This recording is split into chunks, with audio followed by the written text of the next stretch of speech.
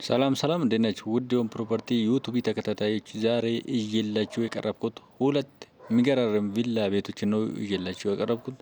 ሁለቱም ቪላ ቤቶች 300 ካሬ ላይ ያረፉ ቪላ ቤቶች ነው እየላችሁ የቀረብኩት።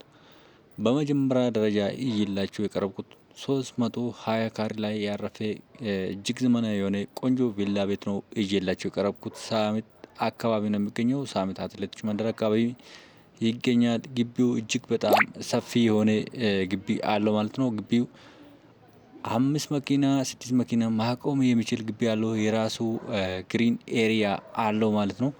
ይሄ ቤት እንግዲህ ሳሚት አትሌቲክስ መንደር አካባቢ ነው የሚገኘው። ከአስፓልት እጅግ በጣም ቅርብ ነው። 100 ሜትር ገደማ ቢገባ ነው። ቤቱ እንግዲህ እጅግ ዘመናዊ የሆነ ቤት ነው። ግቢው እንግዲህ ይሄንን ይመስላል። ወደ ቤቱ ስንገባ ደግሞ ሳሎኑ እጅግ በጣም ሰፊ የሆነ ሳሎን እናገኛለን ማለት ነው። ሳሎኑ እንግዲህ የራሱ ኦፕን ክችን አለው። የራሱ ላይቲንግ ሲስተም አገጣጣሙ በጣም ቆንጆ ነው። በቂ ብርሃን ያገኛል ማለት ነው። ማብራት ራሱ ባይኖር ቤቱ በጣም የሚያምር ቤት ነው።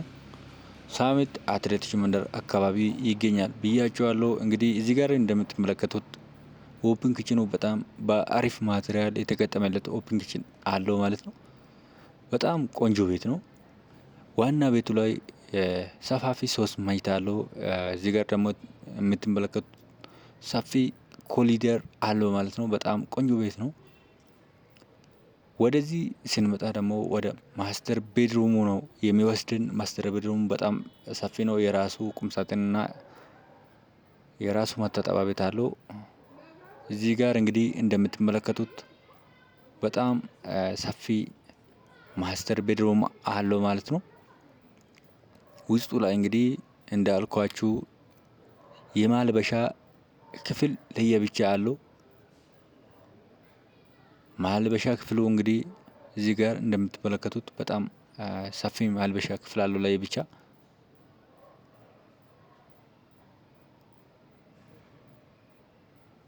ወደ ውስጥ ስንገባ ደግሞ እንግዲህ ባዝሩሙ እንግዲህ የራሱ ገንዳ አለው። ቦይለር አላቸው። እንግዲህ በጣም ቆንጆ ዘመናዊ ተደርጎ የተሰራ ቤት ነው። 320 ካሬ ላይ የተሰራ ቆንጆ ቤት ነው። እዚህ ጋር ደግሞ የምትመለከቱት እንደ ጸሎት ቤት ማድረግ ይቻላል። የጫማ መደርደሪያ አድርጎ መጠቀም ይቻላል ማለት ነው። ሁለተኛ የልጆች መኝታ ቤት እዚህ ጋር እናገኛለን ማለት ነው። የራሱ ቁምሳጥን አለው። መኝታ ቤቱ እንግዲህ ኮመን መታጠቢያ ቤት ነው ያለው የሁለቱ መኝታ ቤት ማለት ነው። የተጠቀመበት ማቴሪያል እንግዲህ በጣም ቆንጆ ማቴሪያል ነው የተጠቀመበት። ኮመን መታጠቢያ ቤት ነው እዚህ ጋር የምትመለከቱት። ለሁለቱ መኝታ ቤት ኮመን አድርጎ ነው የሰራ የልጆች መኝታ ቤት ማለት ነው። ሶስተኛ መኝታ ቤት እዚህ ጋር የምትመለከቱት እንግዲህ ሶስተኛ መኝታ ቤት እናገኛለን ማለት ነው። የራሱ ቁምሳጥን አለው። በጣም ሰፊ መኝታ ቤት ነው። 3ቱ መኝታ ቤት ሰፋፊ መኝታ ቤቶች ናቸው ማለት ነው።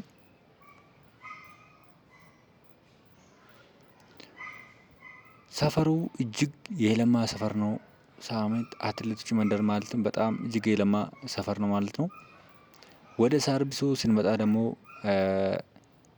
ክሎዝድ ኪችን እናገኛለን ማለት ነው። ይሄ ቤት እንግዲህ በአጠቃላይ 2 ኪችን አለው። ክሎዝድ ኪችን እና ኦፕን ኪችን አለው። እዚህ ጋር የምትመለከቱት ክሎዝድ ኪችኑን ነው። በጣም ቆንጆ ቤት ነው። ይሄ ቤት እንግዲህ ዘመናዊ አድርጎ የተሰራ ቤት ነው። ሰርቪስ ላይ 2 መኝታ ቤቶች አሉ። አንድ የሰራተኛ ክፍልና አንድ እንደ ስቶር መጠቀም ይቻላል ማለት ነው። ለእንግዳ መጠቀም ይቻላል ማለት ነው። ግቢ እንግዲህ እንዳልኳችሁ በጣም ሰፊ ግቢ ነው። 5 መኪና ማቆም የሚችል ግቢ አለው። ይሄ ቤት እንግዲህ ሳሚት አትሌቲክስ መንደር አካባቢ ይገኛል። የዚህ ቤት ዋጋ 32 ሚሊዮን ብር ይጠራል። ወሳኝ ግዢ ካለ ቀርቦ መነጋገር ይችላል ማለት ነው። በሁለተኛ ደረጃ እንግዲህ የማቀርብላችሁ ቤት ስላለ እስከመጨረሻ እንድትከታተሉኝ በትህትና ጋብዛችኋለሁ።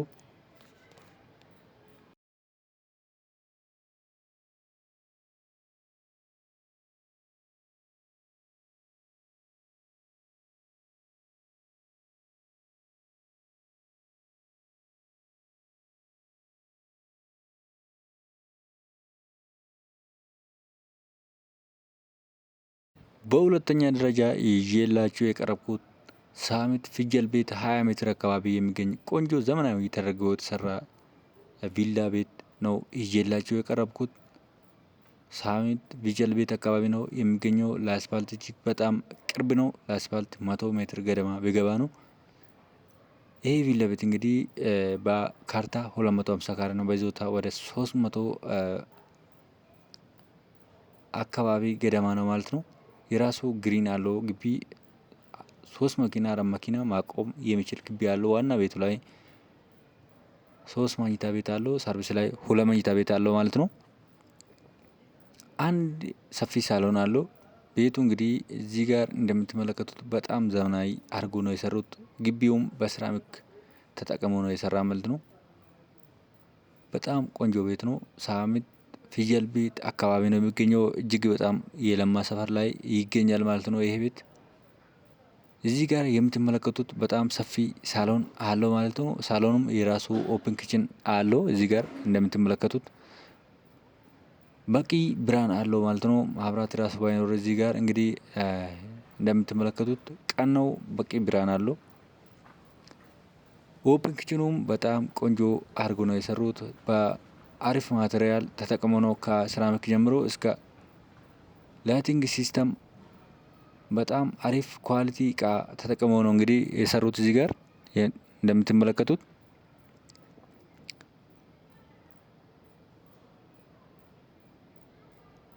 ይሄ ቤት እንግዲህ ኮሊደሩ በጣም ሰፊ ነው።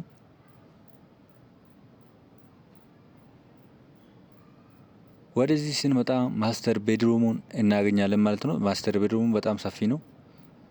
የራሱ ቁም ሳጥን አለው፣ መታጠቢያ ቤትም አለው። ማስተር ቤድሩሙ ላይ ብቻ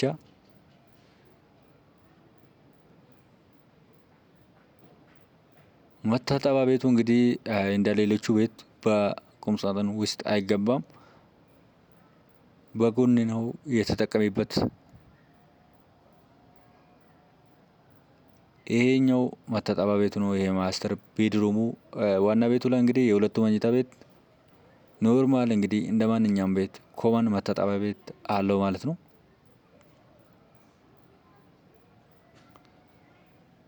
የልጆች መኝታ ቤት ሁለተኛ መኝታ ቤት እዚህ ጋር እናገኛለን ማለት ነው።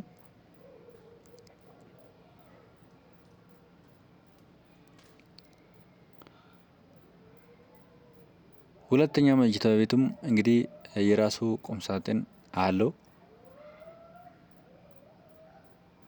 ሰፈሩ እንግዲህ እጅግ የለማ ሰፈር ነው ብያችኋለሁ። ይሄኛው እዚህ ጋር የምትመለከቱት ኮመን መታጠቢያ ቤቱ ነው፣ የሁለቱ መኝታ ቤት ማለት ነው። ሶስተኛ መኝታ ቤት እናገኛለን ማለት ነው። እዚህ ጋር የራሱ ቁም ሳጥን አለው። የራሱ እንግዲህ